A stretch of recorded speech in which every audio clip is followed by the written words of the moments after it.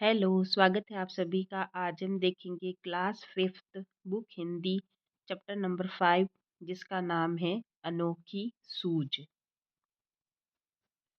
बात पुराने जमाने की है। उन दिनों देवताओं और दानवों में युद्ध होता रहता था। दोनों पक्ष मिलकर एक बार प्रजापति के पास गए। वहां जाकर बोले, मान्यवर, हम दोनों ही आपकी संतान है। बताइए कि हम दोनों में बुद्धि से कौन बड़ा है। उनकी बात सुनकर प्रजापति मुस्कुराए। मन में सोचने लगे, किसे बड़ा बताऊं, देवताओं को या दानवों को।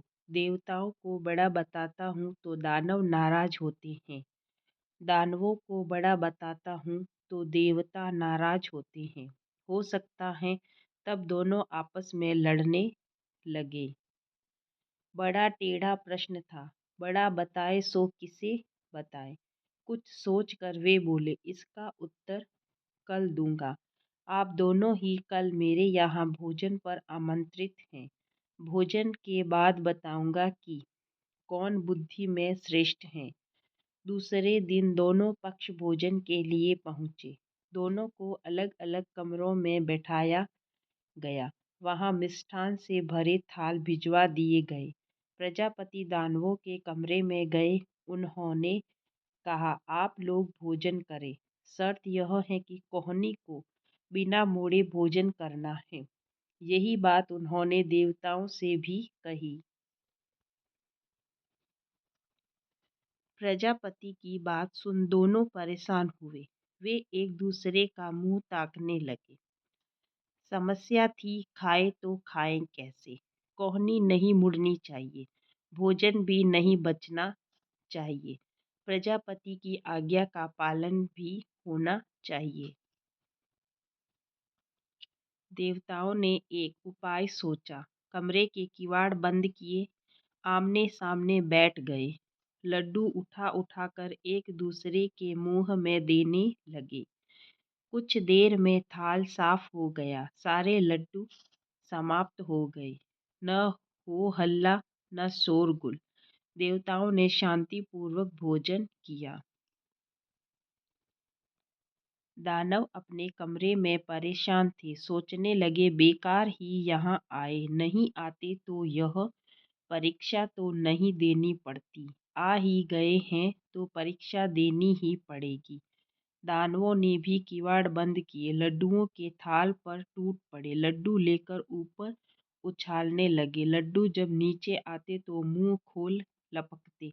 लड्डू जमीन पर गिरते और चूर चूर हो जाते।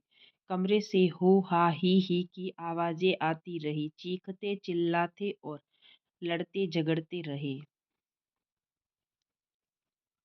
सारी स्थिति स्पष्ट थी। प्रजापति ने कहा, देवता ही श्रेष्ठ हैं। जानते हो क्यों?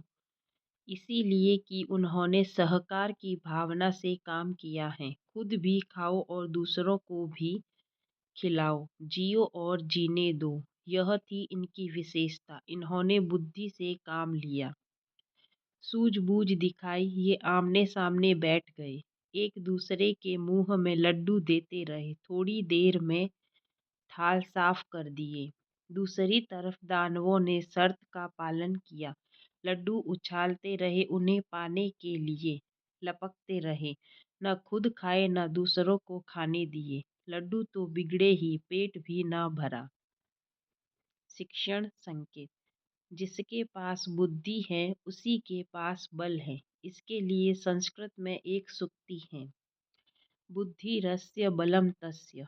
इस पौराणिक कहानी में देवताओं के परीक्षा में सफल होने का यही आधार बताया गया है। शिक्षण के समय अन्य प्रसंग देखकर भी बुद्धि की महत्ता और सूझबूझ को स्पष्ट किया जा सकता है। विशेषकर विपत्ति के समय बुद्धि ही मनुष्य का साथ देती है। जीवनगत इस सत्य को अवश्य उभारे। आज का वीडियो अच्छा लगा हो तो थैंक यू।